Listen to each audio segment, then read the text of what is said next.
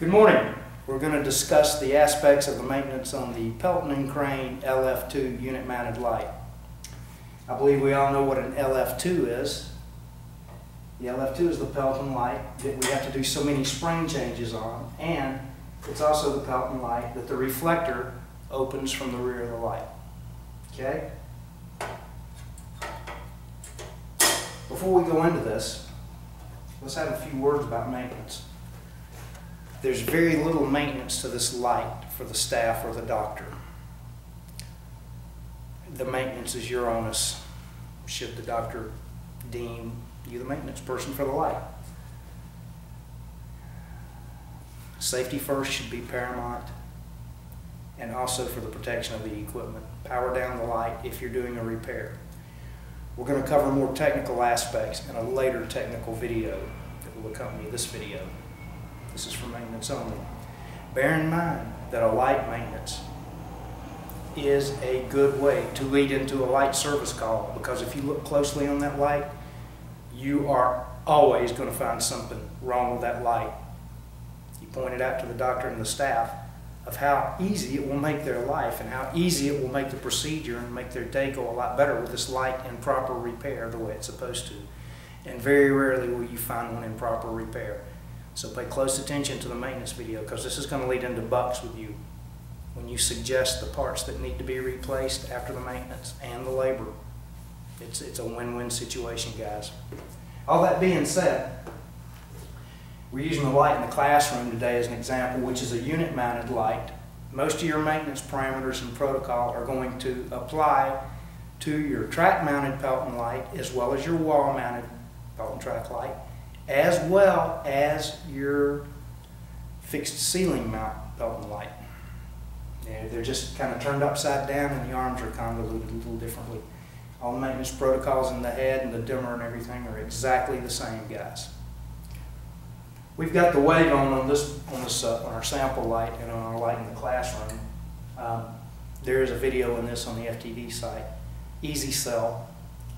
The least the doctor has to touch to whip the light switch is one less surface the doctor has to disinfect and clean between patients, thusly allowing him a quicker patient turnover to see more patients during the day. He makes more money and he spends more money with you.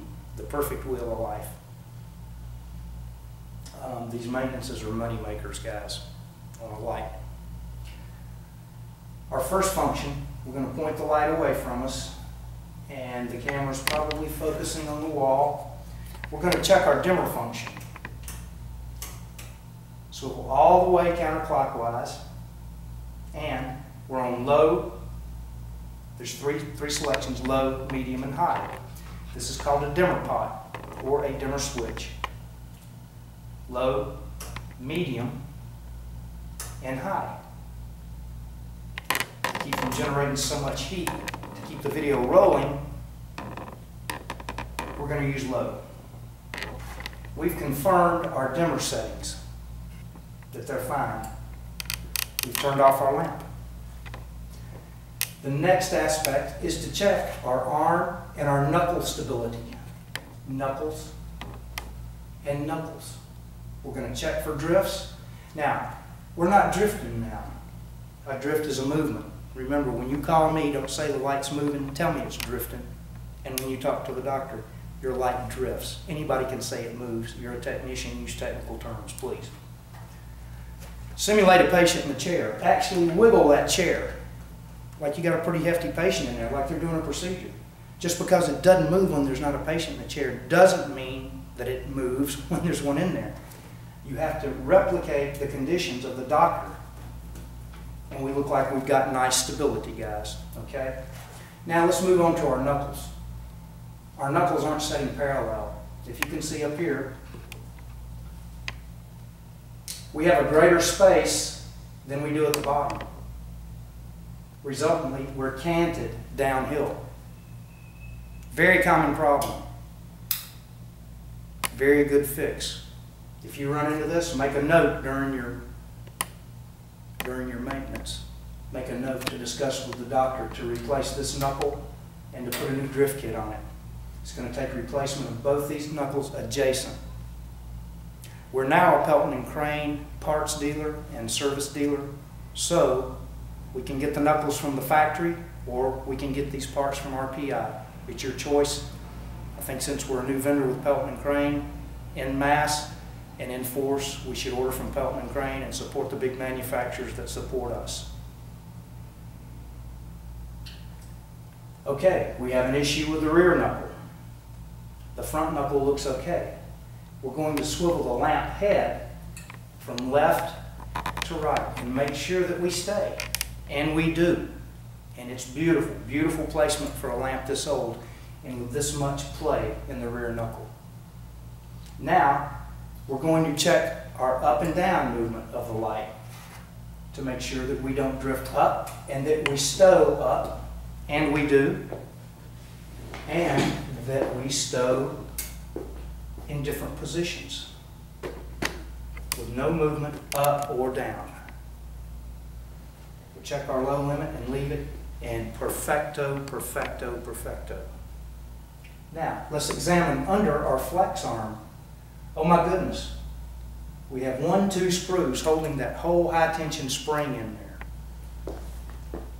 There's a reason those screws fell out, guys.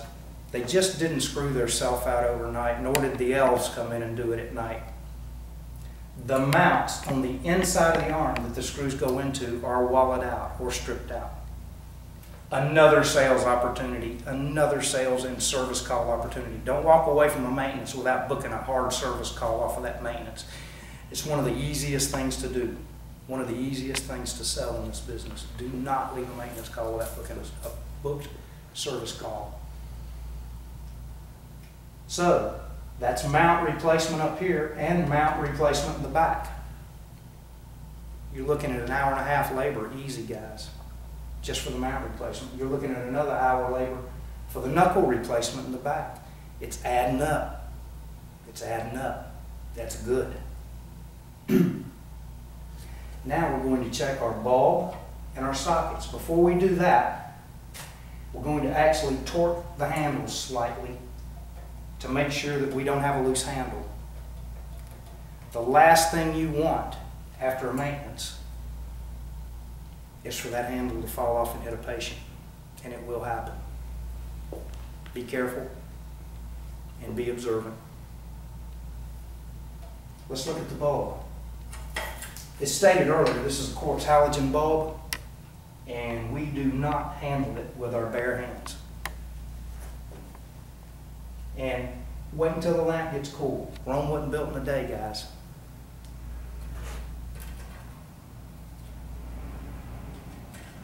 If you don't have a cloth, you can use a pair of hemostats to extract the bulb.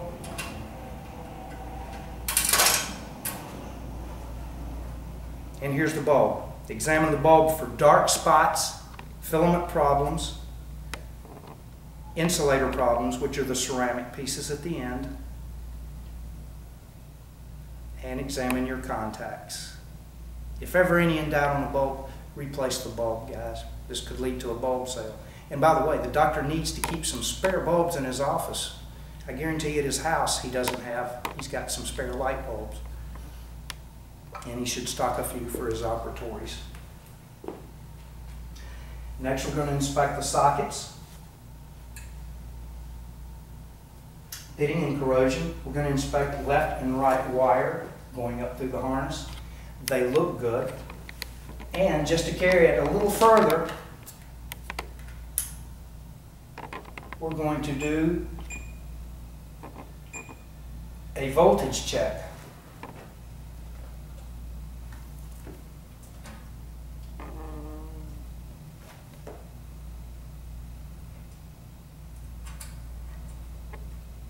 And we have voltage present at low 23.45. Wonderful, wonderful, wonderful. Now, using a 2x2 cloth only, a 2x2 sponge. You can ask the doctor for a 2x2. And distilled water only. When the reflector's cool, we're going to gently clean the reflector using our distilled water and our 2x2 cotton. Done deal. We're going to inspect our lens shields. Guys, you should stock these. There's no excuse not to stock them. They're cheap and it's a certain sale. If they look grody or dusty, the distilled water, once again, distilled water, if you use tap water has minerals in it, you're going to decrease the efficiency of the reflector. Because minerals are yellow and brown, you're going to turn the light yellow and brown, and you don't want to do that. Okay? Lens shields are an easily replaceable item. Fit in like so. There's nothing to it. OSHA requires that they use lens shields in case the bulb busts, it doesn't fall down on the patient. Okay? Now that being said, we're going to put our bulb back in. We have a vacuum dimple on the bulb. You'll see it. It has a dimple. The dimple needs to go toward the front of the lamp and not to the reflector side. We're going to reinsert our bulb.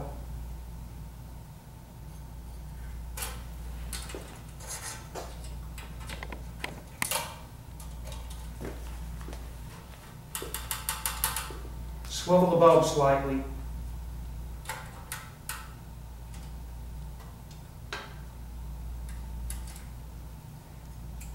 Swivel the bulb slightly, give it a cursory wipe. Make sure we have all our hand oils off of it. Make sure we have all our hand oils off. Recheck the alignment of our vacuum plug on the bulb. Close our reflector gently. Also, while we're here, we're going to check that the latch secures. If the latch doesn't secure, guys, the latch is available from RPI or Pelton & Crane. Turn the light over, turn it on, make sure that we come on and stay on. Give the light a good wiggle after our maintenance. Recheck drifts. Now, for the most important part of the call, we're going to take what we found wrong with the light, very professionally approach the doctor. Doctor, this lamp has some issues, sir. We have knuckle problems and we have some suspension problems. It's going to be quite involved to repair. It's real easy for this bill to roll up in the $500 and $600. By the time you rolled up to $500 or $600, a new over-the-patient light's around $1,800. Food for thought. Food for thought. Maybe a light sale. Maybe a very, very, very advantageous to you labor sale. There's no reason not to write a service call off of this lamp maintenance. All dental lights require a clear lens shield, as we illustrated earlier.